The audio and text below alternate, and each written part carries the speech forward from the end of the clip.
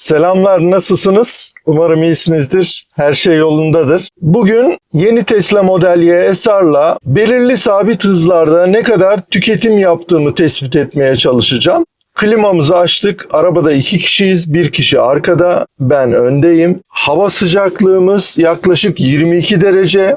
Tam ideal sıcaklıklarda. Otobana kadar olan mesafeyi 90-100 kilometre hızlarla gitmeye çalışacağım. Otobandan sonra ise diğer hızlara geçeceğiz. Onları da ayrı ayrı video şeklinde sizlere sunacağım. Şimdi mevcut sürüşümüzü sıfırlayayım.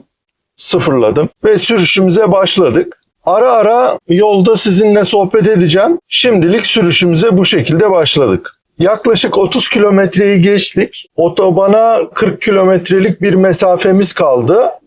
Ve 90-100 kilometre sabit hız aralığında ilerliyorum. Genellikle 100 kilometre hızda ilerliyorum. Arada işte kavşaklar, böyle yol çalışmaları ve benzeri durumlarda ise hızımı azaltıyorum. Ama bu durum çok az oldu zaten. Şansımıza da burada yol çalışması varmış ama yine 90 kilometre hızla giderim en az. Bu şekilde ilerleyeceğiz otobana kadar. Bunu niye yapıyorum 90-100 kilometreyi? Çünkü genellikle 110 kilometre hızın üstüne çıkılmadığı durumlarda ortalama hız verisi 90-100 kilometre oluyor zaten. Yani ortalamayı 90-100 kilometreye düşürmek 110 kilometre sabit hızla gidilmeye çalıştığında oluyor. Ve otoban hariç sürüşlerde de yani karayollarının, otoyollarında da genellikle bu tarzda bir hız ortalaması ortaya çıkıyor. Bunu tabii neler etkiler? Yani bu tüketimi sadece hız etkilemiyor. Yani hava sıcaklığı etkiliyor, yolun topografik koşulları etkiliyor, araçtaki ağırlık etkiliyor. Birçok parametre var ama yaklaşık olarak bir ölçüm olmuş oluyor. Yani bugünkü ölçümümüz bizim ilkbahar yaz koşullarındaki bir ölçüm olacak. Kış koşullarında tabii ki bunun belki %10, %20 daha da az menziline yani daha çok tüketimine ulaşabilmiş olacağız. Yaklaşık 35 kilometre olmuş biz yola çıkalı ve tüketim ortalamamız da 15 kWh civarında. Yine yolun sonuna doğru tekrar size bir yol durumu bilgisi vereceğim.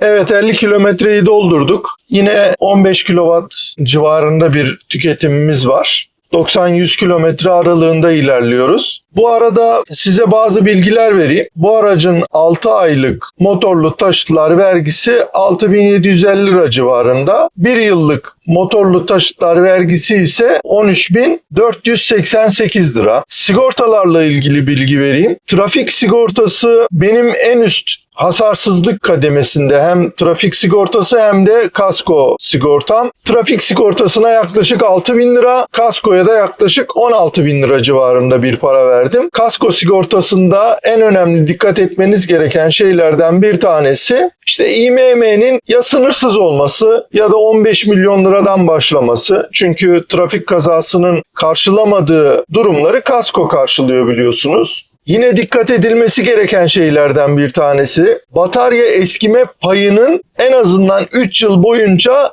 muafiyetsiz olması, herhangi bir batarya eskime payı uygulaması yapılmamış olması, kaskonuzda dikkat etmeniz gereken ve olmasını istediğimiz şeylerden bir tanesi de şarj esnasında herhangi bir arıza durumunda yine kaskonun devreye girebilmiş olması, yani şarj sırasındaki arızaların kapsam dışı tutulmamış olması. Bir de sıfır araç değeri koruma klozu var. Yani ilk aldığınız senede kaza yaptığınızda herhangi bir şekilde arabanın değerinden herhangi bir kaybın olmaması ile ilgili güvence sunulması. Yine yetkili servisleri de onarım hakkının verilmesi, yine cam ve tavan camı değişimlerinin yetkili serviste yapılması, arıza durumunda yılda en az 2 defa çekici hakkınızın olması ve 15 gün ikame araç tahsis edilmesi. Bunların kaskoda olması sizin için çok iyi olacaktır. Kaskonuzdan muhakkak onları talep edin. Bir başka şey de örneğin yolda kaldınız, şarjınız bitti. Bu durumda size yılda 3 defa çekici hakkı ve şarj hizmeti sunulması, il sınırları dahilinde, bazı illerin sınırları dahilinde mobil şarj hizmeti sunulması. Benim yaptırdığım kasko ak sigorta ama diğer sigortalarda da bunların olduğunu düşünüyorum. Zaten vardı. Bunlar teklifte ediliyor ama bana en uygun teklifi sunan ak sigorta olduğu için ben onu yaptırmıştım. Ama kaskoda onu yaptırmıştım. Trafik sigortasında Allianz'ı yaptırmıştım. Bu arada sigorta ile ilgili önemli bir şey söyleyeyim. Bu aracın kodu, yani yenilenmiş Tesla Model Y SR'ın FL ile sonu devam ediyor.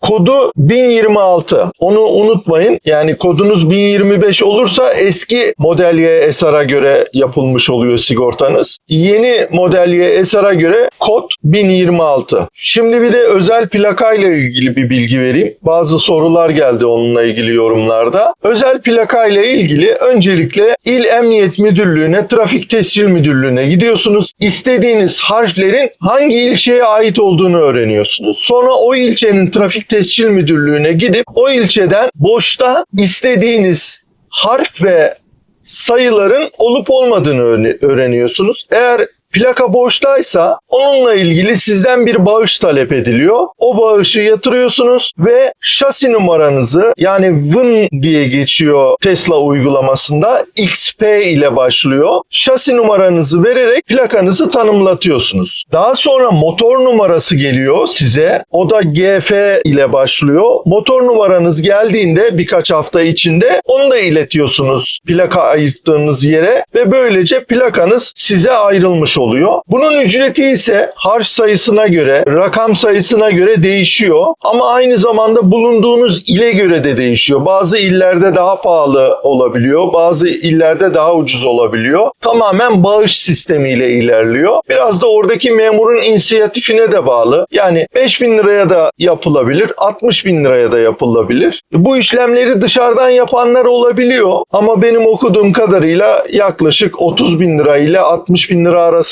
alıyorlar o dışarıdan bu işleri yapanlar. Kendiniz yaparsanız çok daha uyguna plakanızı alabilirsiniz. Şimdi otobana giden yan yola doğru gireceğiz. O yüzden burada belki 90-100 km hız aralığı yakalayamayabilirim. Şu anda ekran fotoğrafını çekeyim ve yaklaşık 65 kilometrelik sürüşümüzde ortalama hızımız 147.5 watt saat oldu. Yani 14.7 kilowatt saat oldu. Otobana girdiğimizde yine bunu sıfırlayacağım ve bu sefer 110 kilometre hıza sabitleyeceğim. Otobanda tekrar görüşmek üzere. Merhaba tekrar. Şimdi bu sürüşlerimizin bir analizini yapalım. İlk önce ekran görüntüsüyle başlayalım. Sürüş sonunda ekran görüntüsünde verdiğim üzere mevcut sürüşü göstermiştim orada zaten. Yaklaşık 65 kilometrelik, aslında daha fazla bir sürüş gerçekleştirmiştim. Bu 65 kilometreyi niye 65 kilometre sonrasında sıfırladım? Çünkü Dikili'nin şehir içinde ilk başta biraz dolaşmıştık.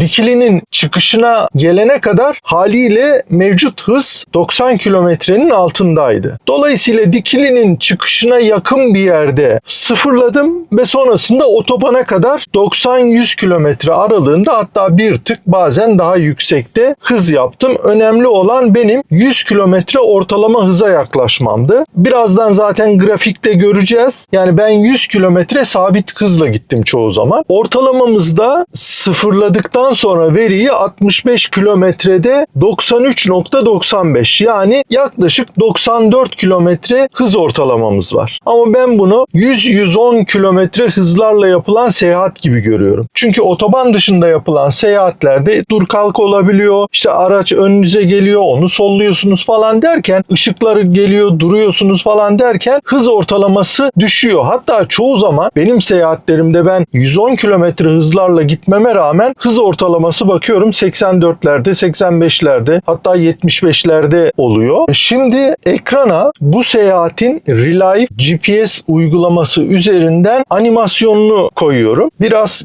kamerada kendimi kenara aldım. Bu Relive uygulamasını da ekrana koyabilmek için. Relive uygulamasında en alta bakın. En altta bir çıkış gerçekleşiyor. Yani topografik yapı deniz seviyesinden yukarıya yukarıya doğru gidiyor. Dolayısıyla aslında bir çıkış olduğu için normal koşullarda deniz seviyesinden başlayıp tekrar deniz seviyesine inmiş olsak daha objektif bir değerlendirme yaparız. Ama ben burada kısa koşullarda en azından bir fikir versin diye bu testleri gerçekleştirdim. Görüldüğü gibi yaklaşık 300 metrelik bir çıkış gerçekleştirmişiz. Ama iniş çıkış falan derken son noktamız yaklaşık 190 metre olmuş. Deniz seviyesinden 190 metre yukarıya gitmişiz. Ama bir miktar daha yukarılara çıkıp inmişiz tekrar. Yani bu koşullarla baktığımızda aslında 100 kilometre sabit hızla sürdüğümüzde daha düşük bir tüketim ortalaması çıkacaktır. Bu hava koşullarında ve bu yük koşullarında, bu rüzgar koşullarında. Şimdi bir de hızımıza bakalım. Yani bu benim ekrana koyduğum bir Relive uygulaması Dikili'nin başlangıcından itibaren olan bir hız verisi. 100 kilometre saat hız çizgisini çizdim ki 100 kilometre bölü saat hıza ne kadar sadık kalıp kalmadığımı buradan göresiniz diye. Gördüğünüz gibi 100 kilometrenin bir tık üzerinde hep seyahat etmişim. Çok az bir miktar altına düşmüşüm. Ama ilk 20 kilometre falan Dikili'deki o yerde yavaş yavaş hızım artmış ve 100 kilometre hıza çıkmış. Arada yine sollamalar falan olduğu için 100 kilometrenin üstüne çıkmışım. Ama görüleceği gibi 100 kilometre ortalama hız yapmışım. Buradan analiz olarak şunu söyleyebilirim. 110 kilometre saat hızlar aşılmadığı sürece bu aracın tüketim verisi yaklaşık 14-15 kilowatt saatler arasında olur.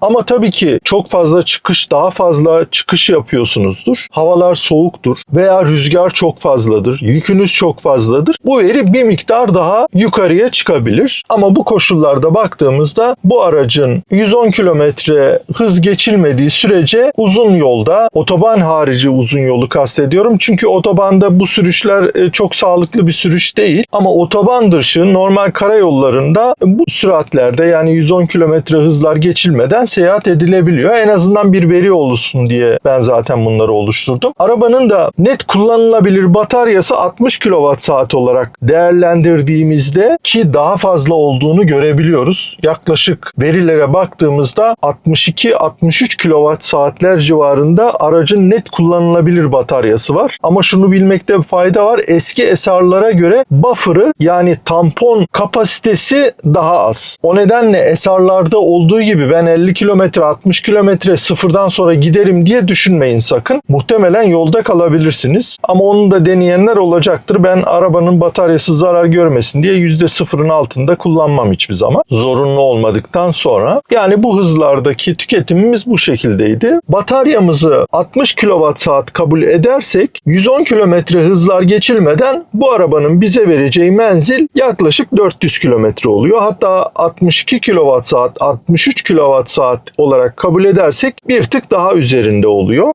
Şimdilik söyleyeceklerim bu kadardı. Beni izlediğiniz için teşekkür ederim. Sevgiler, selamlar.